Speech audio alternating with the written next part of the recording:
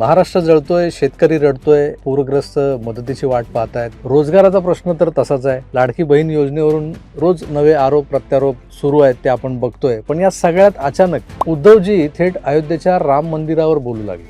प्रश्न फक्त एवढाच नाही की त्यांनी राम मंदिराचा मुद्दा उचललाय किंवा पुन्हा उचललाय, तर प्रश्न टायमिंगचा आहे. यांची गाडी हिंदुत्वाच्या रुळावरून जी घसरली होती, परत का आली आहे? आली तर आली, पण आत्ताच का? ते दाखवू पाहत आहेत तशी ही केवळ भ्रष्टाचाराविरोधातली लढाई आहे की भाजपच्या हिंदुत्वालाच त्यांना एक खुलं आव्हान द्यायचं आहे की या सगळ्या दबावाचा वापर करत पुन्हा एकदा NDA मध्ये सामील व्हायची ही राजकीय तयारी आहे. त्याही पलीकडे फडणवीसांच्या जवळ जाणं आणि एकनाथ शिंदेना एकटं पाडणं ही तर नवी रणनीती नाहीये ना. आज आपण या संपूर्ण राजकीय खेळीचा पर्दाफाश करणार आहोत.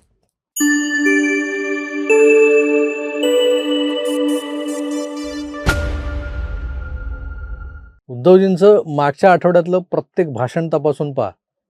एक नवाच राग त्यांनी आलापायला सुरुवात केलेली आहे. त्यात मुद्दा आता जो अंतर्भूत झाला आहे तो राम मंदिरातल्या दान चोरीचा आणि त्या आडून एक प्रकारचा राजकीय धुरळा उडवण्याचा आहे.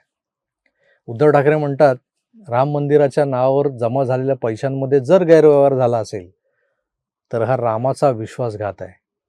हा आरोप साधासुद्धा नाहीये, रामाचा विश्वासघात.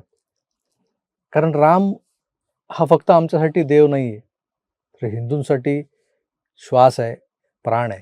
आणि भाजपने गेली अनेक वर्ष राम मंदिर त्या रामाच्या नावावरती म्हणजे राम जन्मभूमी त्या जन्मभूमीवर बांधलेलं राम मंदिर हा केवळ धार्मिक नाही तर राजकीय आणि वैचारिक मुद्दा बनवला होता.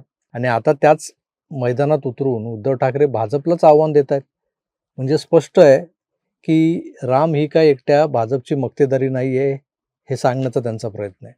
दुसरीकडे मनात येतं की आजच्या घडीला महाराष्ट्रात जनसामान्यांचे अनेक प्रश्न पडलेले आहेत. ते कमी आहेत का? महाराष्ट्रात इतके प्रश्न असताना अचानक राम नाम जपणं का सुरू झालं यांचं? कारण यांचं काहीतरी वेगळंच चाललं होतं ना. मुखात राम हाताला काम वगैरे म्हणणारे हे लोक होते. मग आता त्या राम मंदिरातल्या दान चोरीबद्दल अचानक यांना आजचा औत्सुक्य का बरं वाटू लागले? राज्यातलं वातावरणही काहीसं वेगळं होतं. आधी काहीतरी पाऊस पडत नव्हता. महिनाभर शेतकरी खोळंबले होते, वेळापत्रक गडबडलं होतं त्यांचं. त्यात आता पडू लागलाय तर अतिवृष्टीनं काही ठिकाणी पूरसदृश्य परिस्थिती निर्माण झाली आहे. शेतकरी राजा हैराण झाला या आसमानीनं. त्यात युवा वर्ग बेरोजगारीनं परेशान आहेच. विद्यार्थी पेपरफुटीनं वैतागलेत. त्यात रस्तोरस्ती काय दिसतंय तर विकासाच्या नावाखाली गाजावाजा करत सुरू केलेले पण आता रखडलेले प्रकल्प. सोबतीला महागाई हा मुद्दा आपल्या पाचवीला पुजल्यागत आहेच आहे. यापैकी एकाही मुद्द्यावर बोलायचं सोडून उद्धवजी थेट अयोध्येवर का बोलू लागले? कालपर्यंत यांना अयोध्या वगैरे हे सगळं एककषित वाटत होतं. अयोध्या जरी आता उत्तर प्रदेशातलं शहर असलं तरी हा मुद्दा काय फक्त एकट्या उत्तर प्रदेशचा नाही हे त्यांच्या लक्षात आलं. तसं पाहिलं तर हा मुद्दा देशातल्या आणि महाराष्ट्रातल्याही हिंदुत्ववादी मतदारांचा आहे. हिंदुत्वावर विश्वास ठेवणाऱ्या आस्था असणाऱ्या प्रत्येक हिंदू भाविकाच्या मनातला हा एक मुद्दा आहे. उद्धवजींचं हे हिंदुत्ववादाकडे परतणं किंवा ज्या राम मंदिराच्या प्राणप्रतिष्ठाला जे गेले नव्हते, राम मंदिर म्हणजे भाजप, विश्व हिंदू परिषद आणि संघाचं प्रचार की टूल किट आहे, अशा आशयाची विधान त्यांनी मागे बऱ्याचदा केलेली आहेत. अशी मल्लीनाथी करणारे उद्धव ठाकरे असे अचानक बदलले कसे? याचा जर विचार केला तर एक घटना ठळकपणे समोर येते. ती म्हणजे अलीकडेच यांच्या पक्षातून 6 खासदार निघून गेल्याची. लोकसभेला भाजपा इतकेच म्हणजे 9 खासदार राज्यातून त्यांनी निवडून पाठवले होते उद्धवजींनी. उद्धवजींचा खरा माज हा त्या संख्याबळावरच बेतलेला होता. NDAला किंवा NDA आघाडीला जर गरज पडली तर हे 9 खासदार आहेतच की. हुकमाचा एक्का कसा हातात असतो आणि तेव्हा कसा माणूस वावरत असतो, त्या आविर्भावात उद्धवजी वावरत होते. राज्यात सत्ता नाही तर काय झालं, दिल्लीत माझे 9 खासदार आहेत. पण त्यातले 6 खासदार फुटले. इथंच खरं तर उबाटा गट हा शक्तिहीन झाल्यागत वाटू लागला होता. त्यात आता राज्यातल्या 20 पैकी काही जे काही आमदार आहेत त्यातले आमदारही सोडून जाण्याच्या चर्चा सुरू झाल्यात. सचिन अहिर तर गेले. पण अशा वेळी कार्यकर्त्यांचा आत्मविश्वास वाढवण्यासाठी एक भावनिक मुद्दा हवा असतो आणि शिवसेनेच्या इतिहासात तो भावनिक मुद्दा हिंदुत्व असेल तर अधिक प्रभावी ठरण्याची शक्यता असते, असा मागचा इतिहास सांगतो आपल्याला. हिंदुत्व हीच बाळासाहेबांच्या शिवसेनेची खरी ओळख आहे, जी उबाटा गटानं गमावल्यागत जमा होते. म्हणूनच उद्धव ठाकरे पुन्हा एकदा आपल्या म्हणजे मुळांकडे, बॅक टू रूट्स वगैरे जे म्हणतात ना, तर मूळ ओळखीची आठवण करून द्यायला निघालेत. कारण 2019 नंतर उद्धव ठाकरे यांच्यावर एक आरोप सातत्यानं झाला. शिवसेनेनं हिंदुत्व सोडलं. भाजपने हा आरोप जो आहे तो अगदी ठळक करून जनसामान्यांच्या मनावर तो बिंबवला. त्यात अजिबातच तथ्य नव्हतं असंही नाहीये. उभाटा आपल्या वर्तणुकीतून, वागण्यातून ते जाणून देत होते. सोबत तोंडाला येईल ते बरळणं, शेंडी जानव्याचं, गोमूत्रधारी, घंटा बडवणारं, अशा त्यांनी हिंदुत्वाच्या वेगवेगळ्या व्याख्या बनवल्या. राम मंदिराच्या उद्घाटनाला लोटणाऱ्या प्रचंड गर्दीत घातपात होईल, गोधरा 2.0 घडवलं जाईल, असे घिनवणे आरोप त्यांनी केले आणि भाजप या सगळ्या गोष्टींचा फायदा उचलेल, म्हणजे त्याचा निवडणुकीत प्रचाराचा मुद्दा बनविल, अशा भ्रामक कल्पनाही त्यांनी मांडल्या. म्हणजे हिंदूंच्या रामभक्तांच्या जीवावर हे उठले होते. त्यामुळे महाशय आपल्या वडिलांचं ज्वलंत हिंदुत्व विसरून गेलेत. त्यांना मुख्यमंत्र्यांची खुर्ची होती तीच प्यारी वाटत होती, हा समज दृढ झाला लोकांच्या मनात. यातूनच त्यांच्यावर आरोप वाढत गेले आणि कदाचित आता त्याच आरोपाला उत्तर देण्यासाठी उद्धव ठाकरे पुन्हा हिंदुत्वाचं अमोघ अस्त्र बाहेर काढतायत. मात्र हिंदुत्वाच्या अस्सलतेवर उभं राहिलेलं प्रश्नचिन्ह त्याचं काय? म्हणून देशात हे जे काही चाललंय त्यामागे भाजप आहे आणि त्यांचं हिंदुत्व म्हणजे सत्तेसाठीचं हिंदुत्व आहे. ते असली नाहीये तर खरं हिंदुत्व आमचं आहे, असा दावा करण्याचा हा केविलवाणा प्रयत्न दिसतोय मला.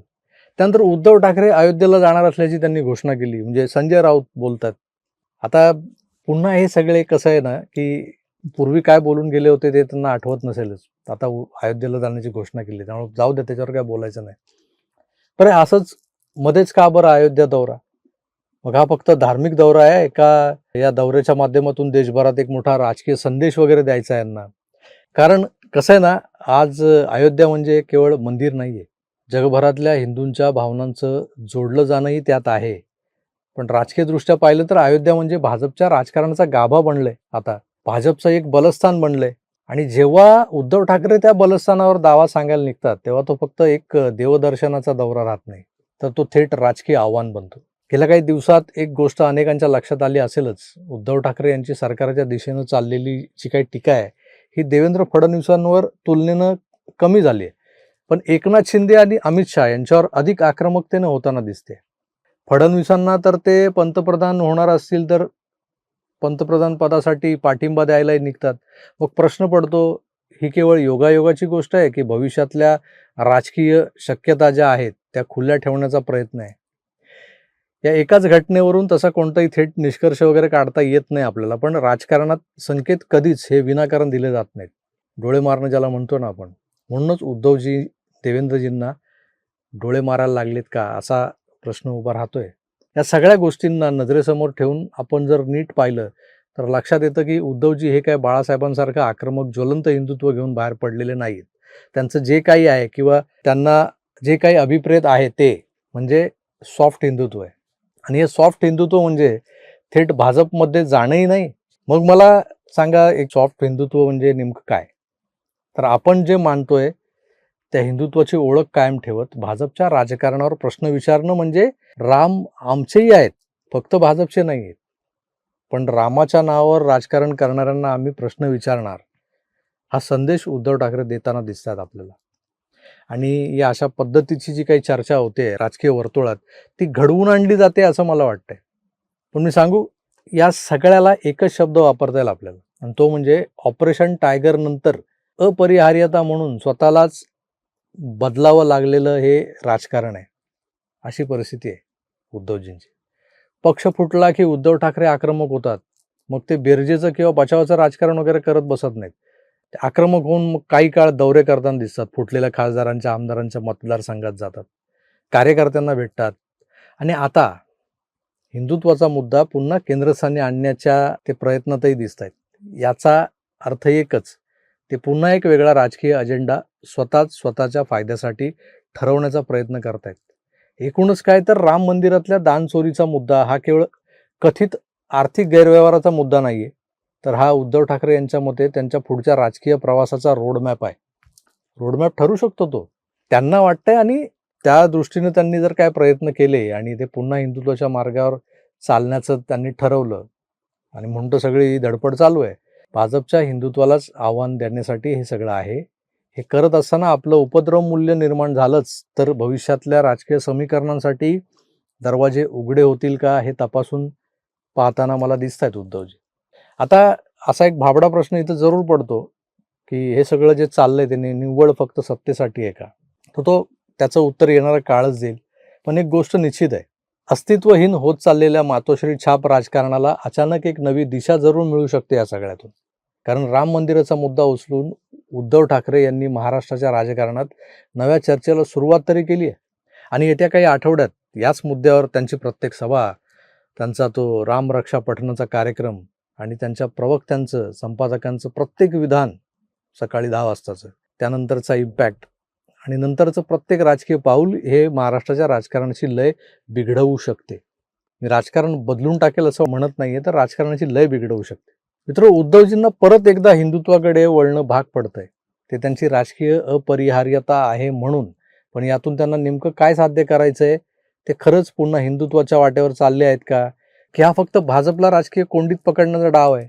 या सगळ्यांच्या माध्यमातून त्यांना एकनाथ शिंदेंचं वाढत चाललेलं महत्त्व कुठेतरी कमी करायचं आहे का?